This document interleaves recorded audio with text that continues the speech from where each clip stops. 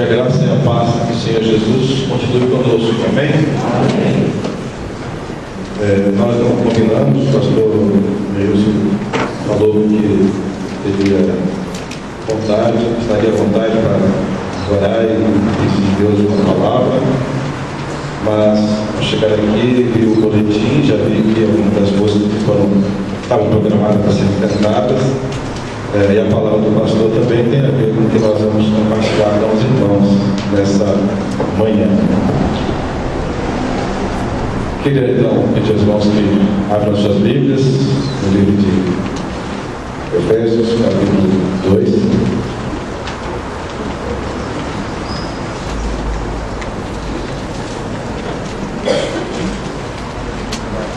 Quando os irmãos acham ali, quero mais uma vez agradecer a oportunidade de estar compartilhando com os irmãos, se é a igreja, nós temos isso, pela liberdade de conceder esse momento, pelo espaço do pastor da igreja, o privilégio do pastor, e está concedendo para que eu possa compartilhar com vocês.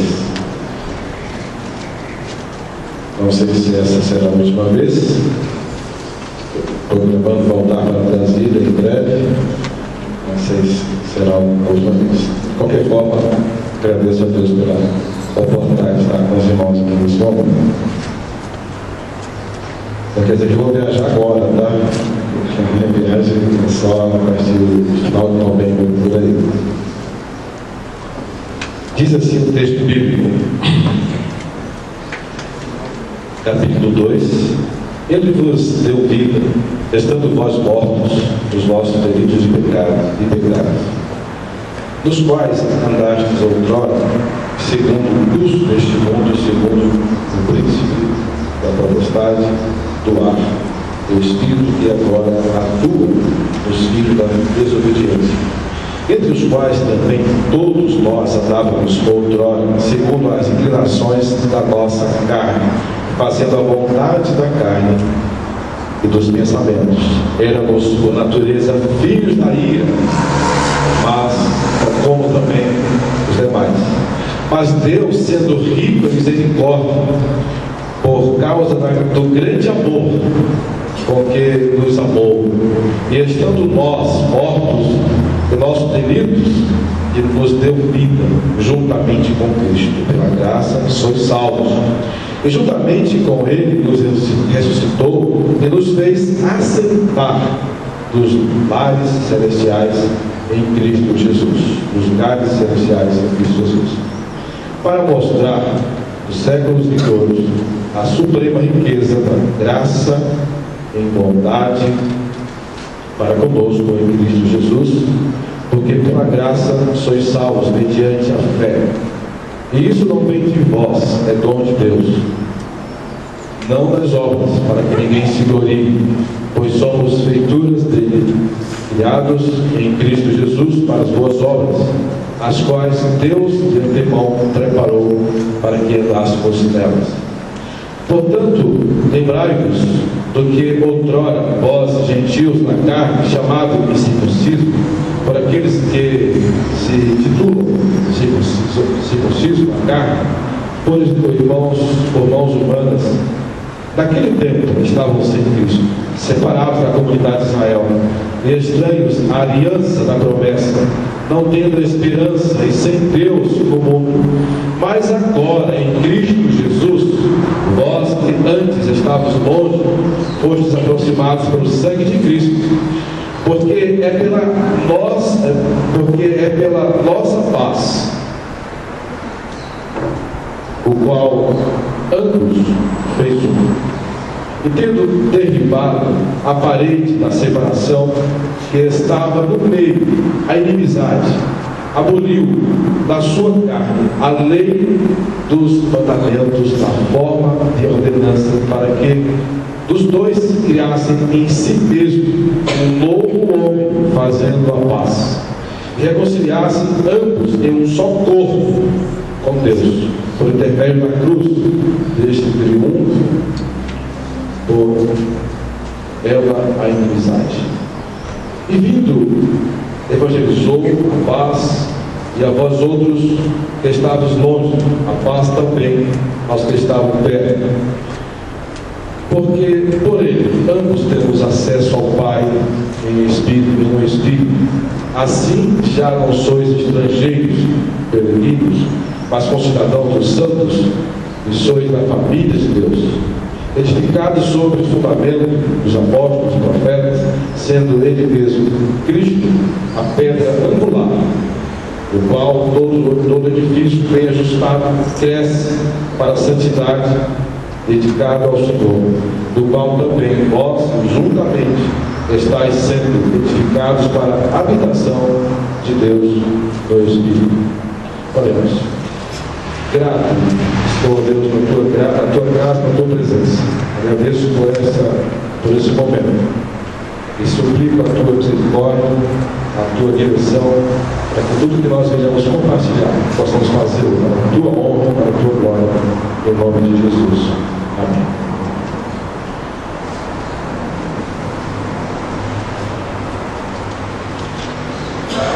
Queria compartilhar com os irmãos momento, antes de falar um pouco sobre o texto.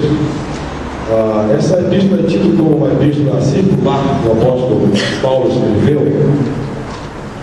E Paulo passou aproximadamente 3 anos junto a essa comunidade, ficou preso ali durante um tempo, e ele conhecia bem a realidade dos irmãos, judeus e não judeus, circunciso e não circunciso, palmeirense, corintiano. Haverá harmonia?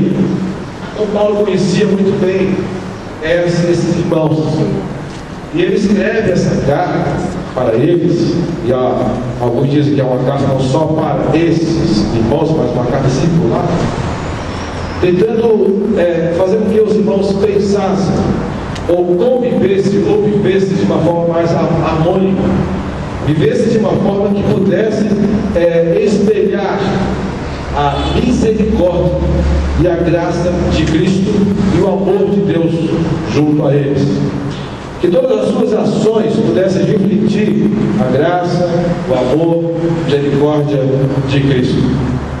E aí ele enumera aqui esses conflitos de judeus com judeus, circuncisos com circuncisos, e vem destacando que eles deveriam estar atentos a esses aspectos.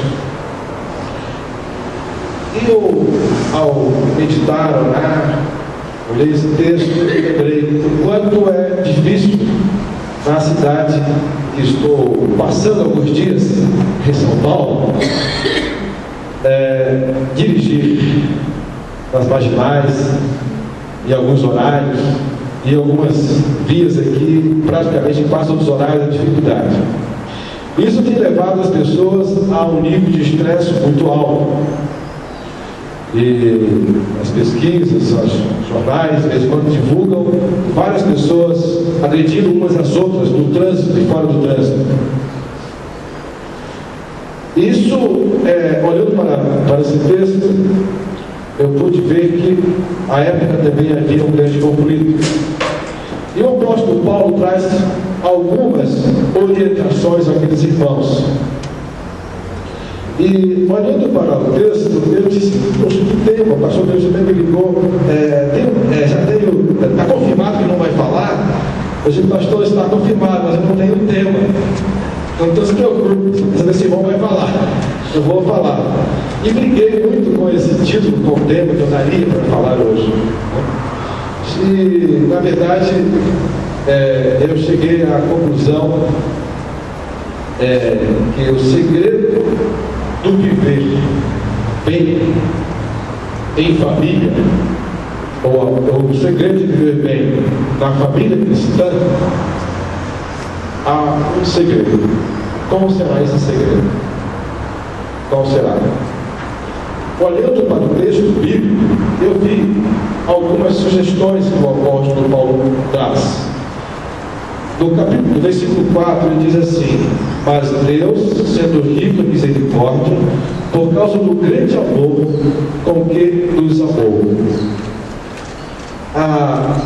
Ter convicção de que a vida cristã só é possível viver pela graça e a misericórdia de Cristo é uma das sugestões que eu trago para mim mesmo e para os irmãos para vivermos nessa cidade, somente no trânsito difícil. Ter a convicção, a certeza, a consciência de que só é possível viver a vida cristã pela graça e misericórdia de Cristo. Às vezes nós somos tão rigorosos conosco mesmo. Nós somos às vezes tão exigentes com as pessoas.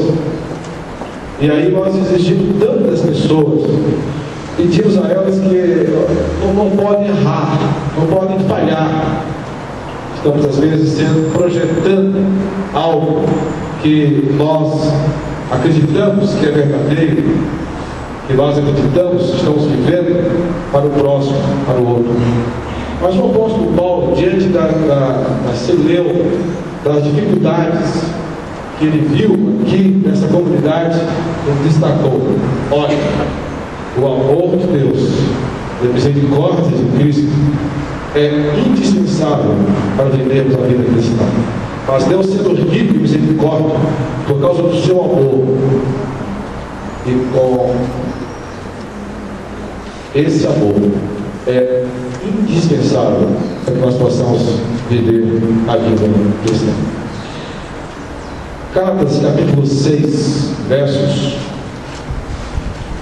de 1 a 5, diz assim: irmãos, se alguém for surpreendido em alguma falta, vós que sois espirituais, corrige com espírito de brandura, guardando-te para que não sejais também tentado. Levai as cargas uns dos outros, e assim cumprireis a lei de Cristo. Porque se alguém julga ser alguma coisa, não sendo nada, a si mesmo se engana. Mas prove a cada um o seu labor, e então terá motivo de gloriar-se unicamente em si e nos outros. Porque cada um levará o seu próprio fardo. Então, às vezes, nós somos tão rigorosos conosco mesmo, e o apóstolo está nos orientando que nós só poderemos viver a vida cristã olhando a misericórdia, a graça e o amor de Cristo. Somos em Cristo uma só pessoa. Só em Cristo é que nós podemos viver melhor. E o apóstolo vai seguindo o texto do capítulo 3, e nos parece que lá, na época, os irmãos estavam querendo ser um melhor do que o outro, não vivendo em corpo, não vivendo em harmonia, não vivendo em comunhão um com o outro, não vivendo a vida de corpo, de igreja cristã. Ele destaca, olha, capítulo 4, versículos de 4 a 6. Não há, capítulo 4, versículo 4. Há somente um corpo e um espírito, como também fostes chamados uma só esperança, uma só vocação. Há um só Senhor, uma só fé, um só batismo, um só Deus, o Pai de todos, o qual é sobre todos e age por meio de todos e está em todos. Se nós olharmos para essa orientação do apóstolo Paulo e vivermos a vida cristã como olhando para que só há um corpo, só há uma só fé, um só Espírito, e vamos conseguir viver essa vida cristã melhor. E aí, no viver desse dia a dia eclesiástico, do dia a dia da igreja, do dia a dia do nosso trabalho, vamos viver também melhor, com certeza. O testemunho será fundamental, indispensável, para expressarmos que nós estamos vivendo agora, pela graça e misericórdia, vivendo a vida cristã como um só corpo, vivendo uma só unidade, a unidade em Deus, a unidade em Cristo. Ninguém querendo ser ou supondo que é melhor um do que o outro. Então, o testemunho do meio cristão, fora do meio cristão, é importante. Viver em família. Temos algumas coisas. Queria destacar os irmãos como diz no versículo 9. Assim já não somos estrangeiros, peregrinos, mas concidadãos dos santos. Sois da família de Deus. E da família de Deus nós temos alguns privilégios. Segundo aqui o texto, nós vamos viver pela graça, nós vamos agora ser salvos, como diz o próprio texto, versículo 8, versículo 10, 9, 10. Viver no corpo, mas também nós temos além de privilégios, temos também obrigações.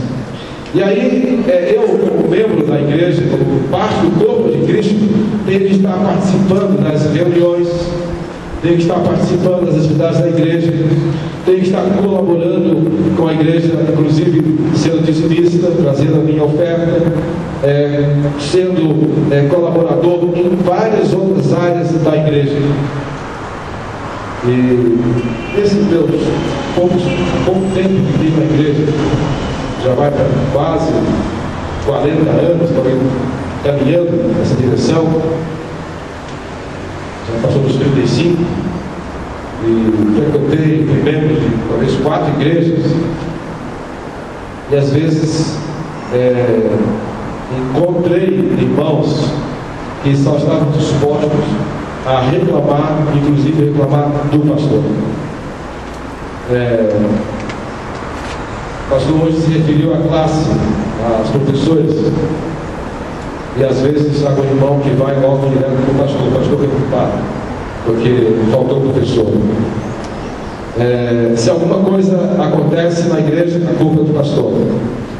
Eu participei de uma reunião, quando ainda era estudante da Faculdade Teológica em Brasília, e aí a igreja reuniu, e aí os irmãos enumeraram. Os adolescentes não estão se reunindo, a culpa do pastor. Os jovens com problemas assim, a culpa do pastor. O coral não tem a culpa do pastor. Aí eu comecei a pensar, poxa, eu também amanhã estou no lugar dele. Será que realmente eu tenho chamado mesmo para ser pastor? Porque se ser pastor é isso, eu tenho que pensar bem. Ainda bem que o meu compromisso não era com aqueles irmãos, era com Deus. O meu chamado não era para aqueles irmãos, era de Deus. E aí já estou no ministério já por volta de 20 anos. Deus tem misericórdia de nós, pastores, em alguns momentos. Mas viver a vida cristã, não temos só privilégios, mas também temos algumas obrigações, de colaborar, de servir. E às vezes, essas pessoas que estão trazendo essas reclamações, aí eu vou evocar um pouquinho de alguns dos meus conhecimentos na área da psicologia, elas estão passando alguns momentos difíceis na sua vida, e aí chegam no grupo e projetam, descarregam, né? Em uma organização pública, tinha um aniversário do chefe, e logo em seguida começaram, durante algumas semanas, programar esse aniversário, sem o chefe saber. E no dia do aniversário, da festa, a mesa posta, a sala lá pronta, preparada, o chefe chega e ninguém cumprimenta. Mas teve uma pessoa que não sabia, e aí foi lá que cumprimentou o chefe. Aí estragou a festa, a surpresa. E aí parece que foi combinado, né? Disseram que todo mundo assim, não, estraga uma festa, estraga prazer. Mas um tom de brincadeira, né? E logo em seguida já chamaram o chefe para a sala, teve a festa. E aquela pessoa foi lá na festa, comeu, tomou um guaraná, mas ela ficou inquieta e voltou para a sala e começou a chorar. E o discurso inicial é que ela sentiu vergonha, estragou a festa e tal. Aí você vai pensar por um aspecto, você pensa que realmente foi isso, mas não foi isso.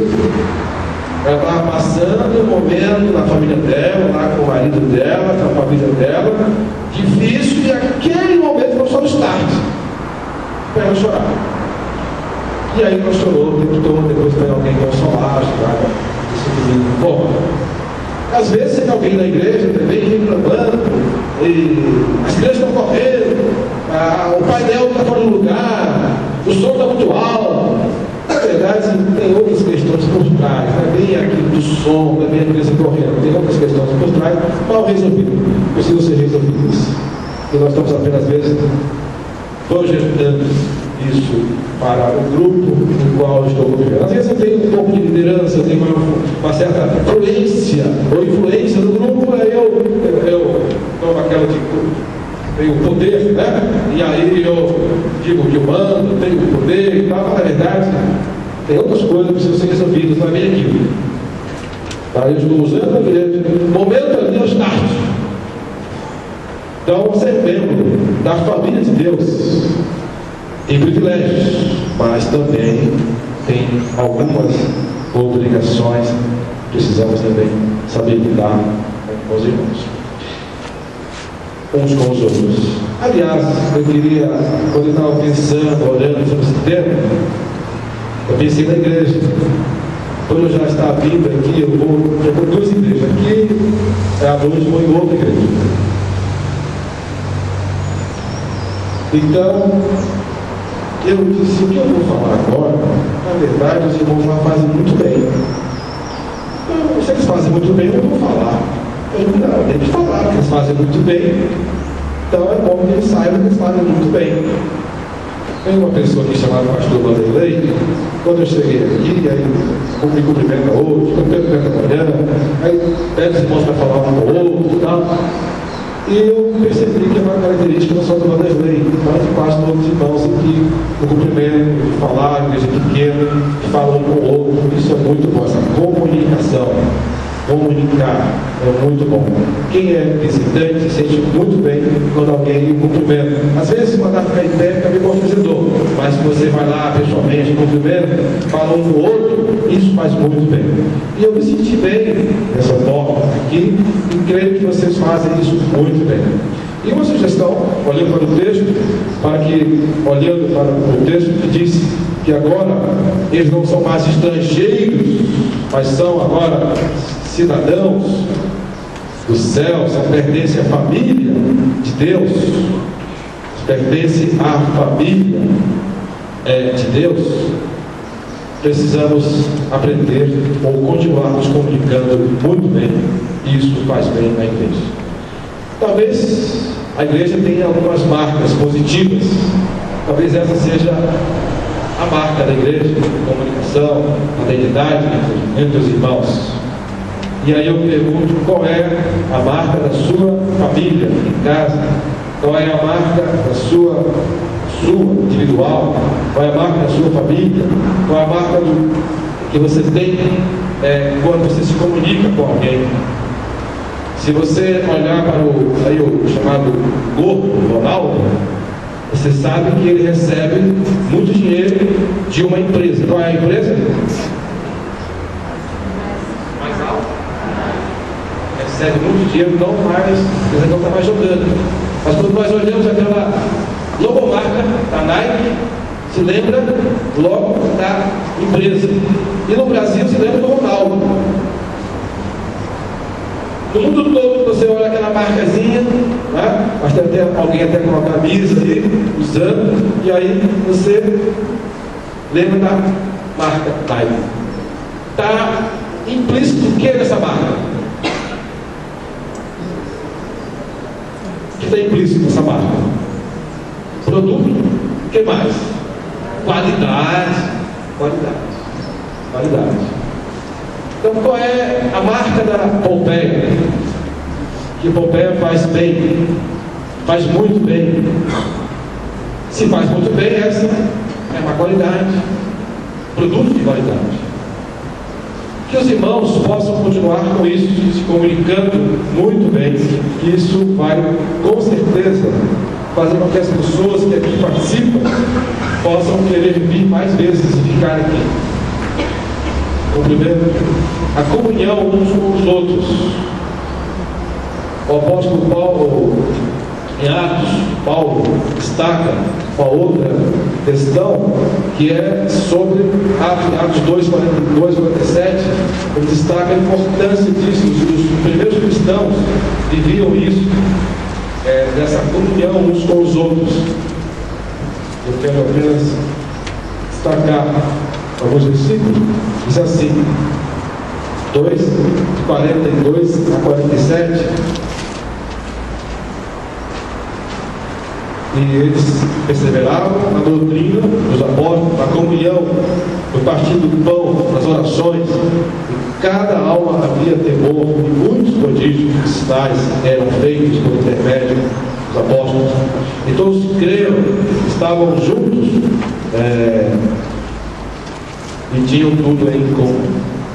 Vendiam suas propriedades, bens, distribuíam o produto entre todos, à medida que alguém tinha necessidade.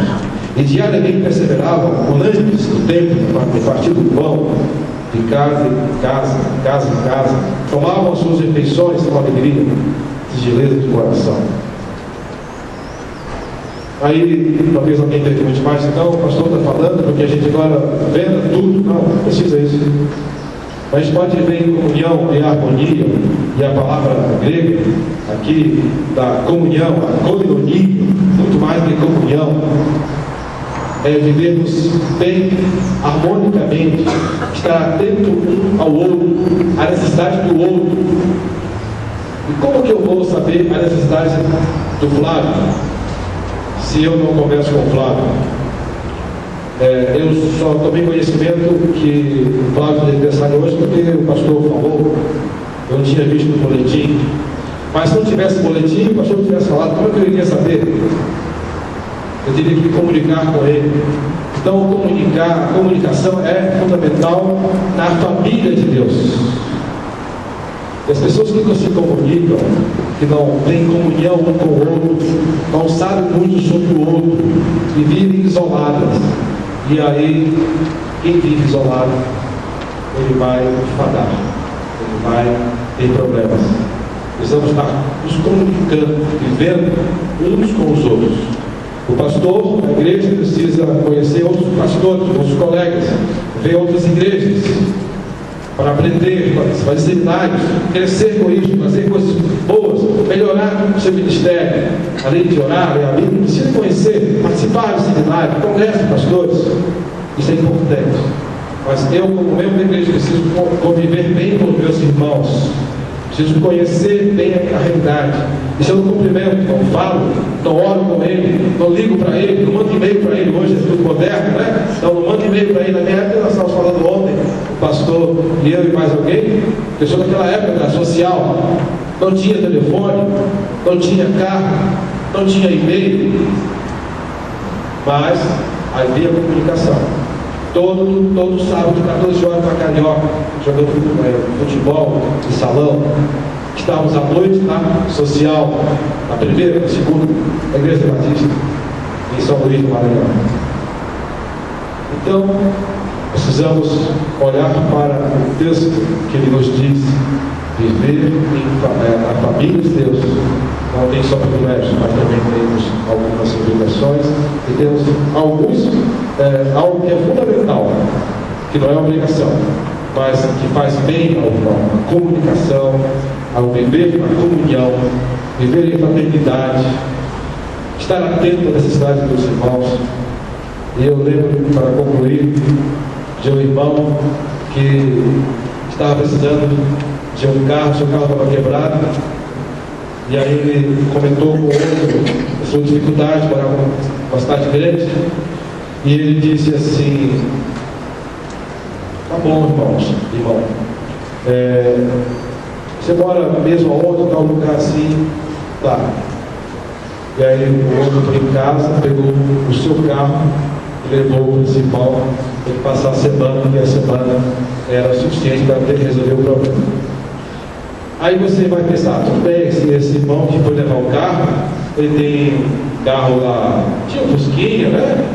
Devia ter um Fusquinha, então, reserva, em São Paulo, 2 carros, é comum, 3 carros, no rodízio. Então, atende o irmão. Na verdade, aquele irmão havia 15 dias que ele havia comprado um carro 0 km.